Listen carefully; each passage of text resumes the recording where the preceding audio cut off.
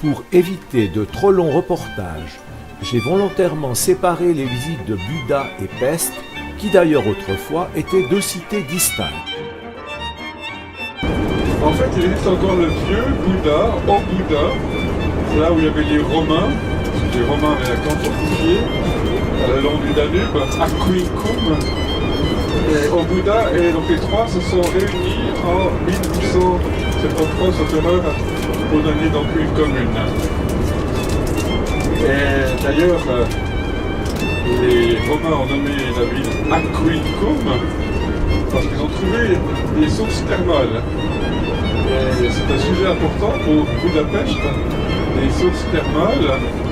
J'ai entendu que certains parmi vous ont déjà logé à l'hôtel d'Eliert, qui est bien sûr un haut lieu du thermalisme, mais c'est bien évidemment de loin pas la seule source, endroit où il y a des sources thermales. À Budapest, je ne sais pas combien de sources au total, mais beaucoup en tout cas. L'hôtel vous montrera dans certains des endroits. Et vous savez donc que le Danube avait 150 ans de domination turque. Eh bien, les rares témoins de l'architecture turque de ces 150 ans, c'est libre. Les Turcs avaient aussi beaucoup libre. Paris a sa canopée et Budapest sa baleine. Le bus nous dépose à ses côtés, un centre commercial en verre et acier, relié à un bâtiment historique en briques, inauguré en 2014. Animation culturelle, shopping, salles de conférences, galeries d'art et d'antiquités, marché bio, voici un nouvel établissement polyvalent d'environ 27 000 mètres carrés. Son nom lui vient de sa forme allongée, composée de coquilles triangulaires en verre et métal, construit au bord du Danube comme une baleine endormie. L'atmosphère y est feutrée, un peu irréelle avec la filtration de la lumière sur ses écailles, à la différence du marché voisin qui grouille de monde. À quelques pas de là se trouve le grand marché couvert de Budapest, à côté du pont de la Liberté qui conduit au célèbre bain Gellért. C'est avant tout une attraction touristique, mais on peut aisément acheter les produits typiques du pays, en particulier le paprika sous toutes ses présentations, très doux, mi-doux, corsé. À côté des légumes et fruits, de la dentelle à perte de vue.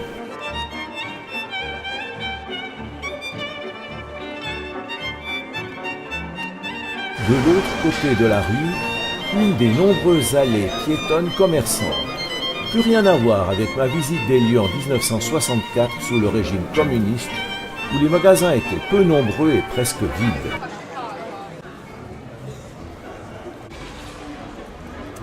En attendant l'arrivée de notre guide local, petite promenade au bord du Danube, sur le pont de la Liberté, afin de découvrir la vue sur les bains Gellért, les quais,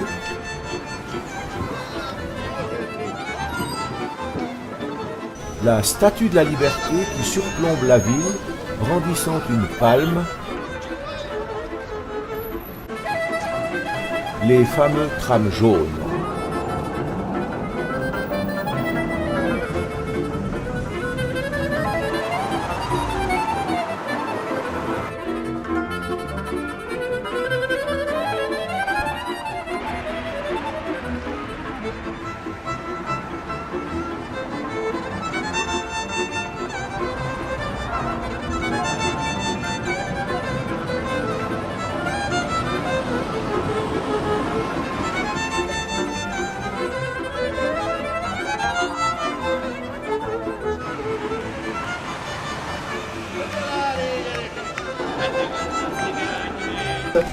Je vois, nous sommes filmés, donc on va bientôt être célèbres. Vous et moi, on va passer sur Internet, voilà, c'est fantastique. Vive les voyages Bouchard, voilà.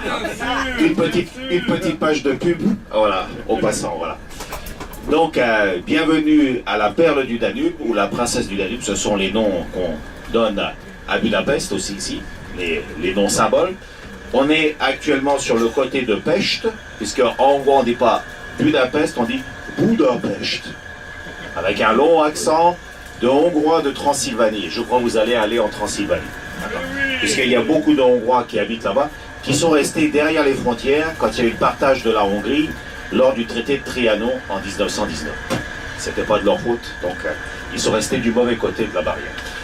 Derrière, sur votre côté droit, vous voyez un bâtiment en structure en verre et en métal qui a été construit sur les anciennes docks fluviales conçues par Gustave Eiffel à la fin du 19e. Ce centre, qui devait être au départ un centre commercial, a un but maintenant tout à fait culturel, puisque c'est quelques boutiques d'artistes à l'intérieur, de design, et aussi des manifestations culturelles et gastronomiques qui ont lieu ici le week-end. C'est un bâtiment qui a la forme du goutte d'eau, mais comme les gens de Budapest, ils aiment bien rigoler, puisqu'ils disent que c'est la baleine ou le cachalot, puisqu'on ne sait pas de quel bord il est. Voilà. Donc c'est comme ça qu'on l'appelle. Mais vous voyez, tous les bâtiments qui sont en briques rouges, ce sont les anciens entrepôts de marchandises fluviales, puisque les bateaux, ils arrivaient ici sur le Danube, les marchandises étaient entreposées ici, et ensuite étaient emmenées au grand marché central, où vous êtes allé tout à l'heure, je pense. Ce grand marché central a été fait sur le modèle du pavillon Baltard à Paris. Et tout ce que vous voyez à l'intérieur, c'est tout riveté à chaud, et ça fait à peu près 80 000 mètres carrés. Donc c'est immense. À l'intérieur, sur 3 étages, vous l'avez peut-être vu, c'est-à-dire au sous-sol, vous pouvez acheter les poissons de rivière. Hein, les poissons de rivière. Ici. Et peut-être vous avez vu les poissons de rivière, non? Vous n'avez pas vu? Il y avait des silures, il y a des brochets, des carpes, hein, qui ne parlent pas beaucoup puisqu'elles sont muettes, d'accord? Et il y a, au rez-de-chaussée, vous avez les piments hongrois avec lesquels on fait après le paprika, une poudre qui donne un peu de saveur aux plats ici en Hongrie, qui sont assez piquants en général. Et le pont que vous voyez sur le côté gauche, c'est le pont de la Liberté, construit aussi par Gustave Eiffel en 1898, et il s'appelait avant, du temps de l'Empire autrichien austro-hongrois, le pont François-Joseph. Sur le côté gauche, vous voyez l'hôtel Gellert. De l'autre côté, à Bouda, c'est l'hôtel Gérard. Et c'est là que le premier palace de la capitale qui a ouvert ses portes dans le style Art déco dans les années 1910. Sa toiture est significative puisqu'elle a la forme d'émeraude. Et derrière se trouvent les bains Gérard avec 15 piscines à l'intérieur qui sont très très très jolies puisque l'eau y est entre 36 jusqu'à 42 degrés Celsius et c'est ouvert tous les soirs jusqu'à 22 heures. Aussi tout en haut de la montagne Gérard qui fait 242 mètres de haut, on a une statue de la Liberté. C'est une femme qui tient une branche de palmier depuis 1947. Regardez maintenant aussi devant vous, c'est le pont Elisabeth. Le pont Elisabeth, il a été construit de cette façon-là en 1975, mais au départ, il avait été construit en 1898 par Gustave Eiffel aussi. Malheureusement, il a été détruit pendant la Seconde Guerre mondiale, comme les 7 ponts qu'il y avait alors à Budapest, maintenant il y en a 10. Et puis, dans les années 75, donc on a reconstruit ce pont, la partie du Palais Royal, avec les anciennes fortifications qui datent donc du XIIIe siècle. Elles ont été rénovées et reconstruites dans la façon dont elles étaient construites. Ce grand Palais Royal a abrité les familles royales hongroises à partir du Moyen-Âge et aussi les pachas ottomans turcs pendant leur occupation qui ont commencé à la fin du XVe siècle et qui sont allés presque jusqu'au début du XVIIIe siècle. Et donc, on a été libéré par les Autrichiens des Turcs en 1687 par un petit Savoyard qui s'appelait Eugène de Savoie. Peut-être vous avez entendu parler de lui si vous êtes venu de Vienne. Et c'est ainsi qu'à cette époque-là, pour traverser à sec le Danube, on devait remonter plus de 1000 km au nord, c'est-à-dire vers l'Allemagne, puisque c'était le seul endroit où il y avait un pont. En 1848, tout change. On construit en l'espace d'1 an ce pont qui s'appelle le pont aux Chênes. Et les Écossais, comme c'était des gars assez ingénieux, ils ont vendu le même plan de pont à la ville de Londres et à la ville de Barlow en Grande-Bretagne. À peu près 2 millions d'habitants. Hein. Mais si vous comptez tous les gens qui habitent dans Budapest, intramuros, et aussi ceux qui sont dans la banlieue, ça fait à peu près 5 millions de personnes qui sont dans et autour de Budapest. Hein. Et donc, la moitié de la population hongroise est presque ici à Budapest, puisque dans le total, en Hongrie, on a à peu près 10 millions de personnes. Hein. Donc, la moitié du pays se trouve ici. Pourquoi?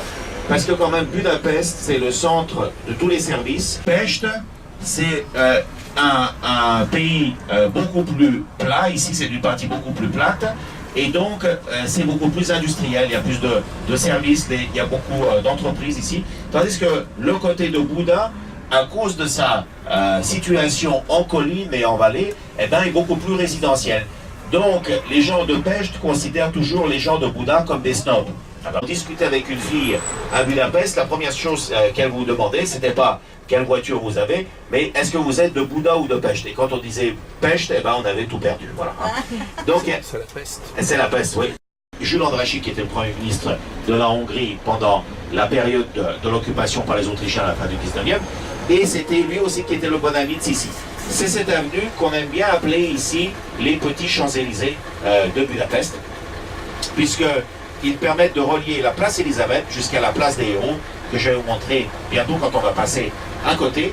Regardez maintenant sur la gauche la basilique Saint-Étienne dont je vous parlais tout à l'heure, plus grande église catholique du pays. On arrive maintenant sur l'avenue Andrássy. Le premier monument que vous voyez sur la gauche, c'est l'Opéra de Budapest. En fait, c'est le plus beau de l'avenue Andrássy ici. Cet opéra a été construit en 1884 dans le style de la néo-renaissance italienne par un artiste architecte qui s'appelait Michel Ible. Il a été financé, le projet, par François-Joseph, qui était Kaiser, donc empereur de l'Empire austro-hongrois. Et c'est lui qui a dit « Faites-moi un opéra, mais pas aussi joli qu'à Vienne ». Le Broadway de Budapest, c'est, si vous voulez, l'endroit où il y a tous les restaurants, les bars, il y a des opérettes aussi, il y a des cabarets, des music-halls, il y a aussi des théâtres. À la place octogonale, et cette place octogonale est célèbre parce que elle a 8 côtés, et du côté droit, elle permet d'arriver à la gare de l'Est de Budapest, ou arriver jusqu'en les années 1900, un train célèbre qui s'appelait l'Orient Express. Partie ici de l'avenue Andrássy qui s'élargit de plus en plus. Vous voyez maintenant sur le côté gauche une maison un peu gris-bleu, c'est la maison de la terreur. C'est à partir de 1944 et 1945 que la police nazie ici torture et tue les gens. Et pendant les événements de 1956 aussi, la police dictatoriale communiste aussi exécutait les gens. Donc c'était pas quand on était invité au 60 de l'avenue Andrássy, eh ben on était sûr de ne pas ressortir vivant, ou alors on vous invitait et on vous faisait couler un bain. C'était pas pour se laver, mais pour passer à tabac. Et en 1991, on a décidé de garder le bâtiment, de le rénover et d'en faire un musée de l'Holocauste.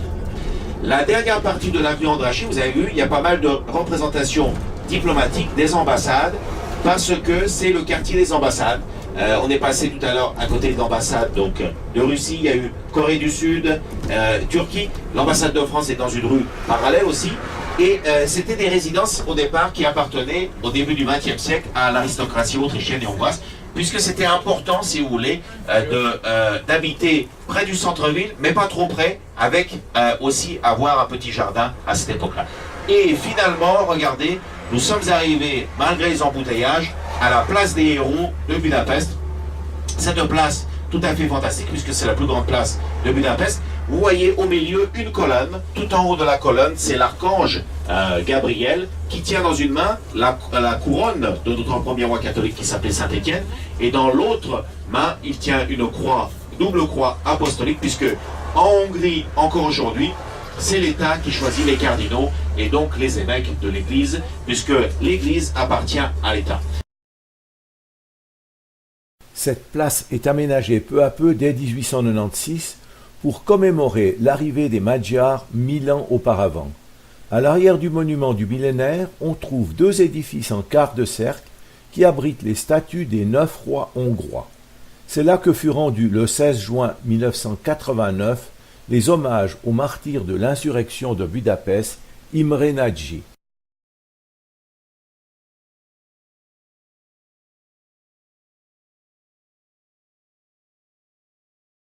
Du côté gauche, regardez, c'est le cirque national d'État de Budapest qui existe ici depuis 1974, avec un spectacle permanent qui a attiré ces 6 derniers mois 300 000 spectateurs.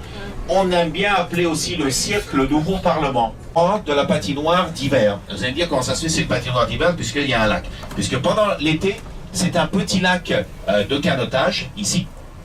Regardez maintenant sur votre gauche, ici, vous voyez encore une belle vue. C'est pour ça qu'on a fait le tour complet de la place des Héros, avec nos cavaliers, donc nos héros donc, de la nation hongroise. Au départ, il faut savoir que c'était des gens qui venaient donc de l'Asie, et donc ils étaient beaucoup plus petits que ça. C'est ce qu'on appelle Budapest High, Et Budapest Eye, et c'est une attraction permanente qui était temporaire jusqu'à l'année dernière. Et maintenant, vous pouvez tourner sur la roue. Le tour coûte, 8 tours coûte 8 euros. Regardez comme il est beau. C'est le palais Gresham. Gresham était un industriel et un commerçant britannique qui a fait la bourse. Nous traversons maintenant le pont de Chêne, un pont suspendu, construit selon le projet du comte Széchenyi entre 1839 et 1849. Il fut longtemps le plus long pont suspendu au monde. Un péage était exigé autrefois pour le traverser. De retour de Buda, la ville haute, qui fait l'objet d'un autre reportage, nous traversons le tunnel avant d'emprunter à nouveau le pont de Chêne et ses lions. En face, le palais Gresham. Regardez aussi le bus amphibie qui arrive sur le côté gauche, tout propre, tout. Hein? Ah oui, oui, oui. Hein? Ah, Le carnaval, vous appelez ça, vous, hein, c'est ça, d'accord. C'est 70 paires de chaussures, tu peux ralentir un peu, sur métallique qui se trouve ici du côté gauche, regardez. Hein. C'est un monument dédié aux victimes de l'Holocauste, de la Deuxième Guerre mondiale, de novembre 1900 et décembre 1944, puisque les nazis ne pouvaient plus emmener les juifs au camp d'extermination de Auschwitz et de Birkenau, et donc ils ont décidé de vider le ghetto de Budapest en les poussant ici dans le Danube, mais avant ils leur ont dit vous devez enlever vos chaussures. C'est pour ça qu'entre novembre et décembre 1944, on a tué à peu près 40 000 personnes ici à Budapest. Regardez maintenant sur la droite, le Parlement de Budapest, deuxième plus grand parlement du monde sur 268 mètres de long et 119 mètres de large. Le premier est à Buenos Aires en Argentine. Le troisième est le palais de Westminster, dont il est lointainement la copie, mais en plus propre, c'est ce que disent les touristes anglais, puisqu'il a été complètement rénové et réouvert en 2005 avec un nouveau centre de visiteurs, dont je vais vous montrer l'entrée sur la droite.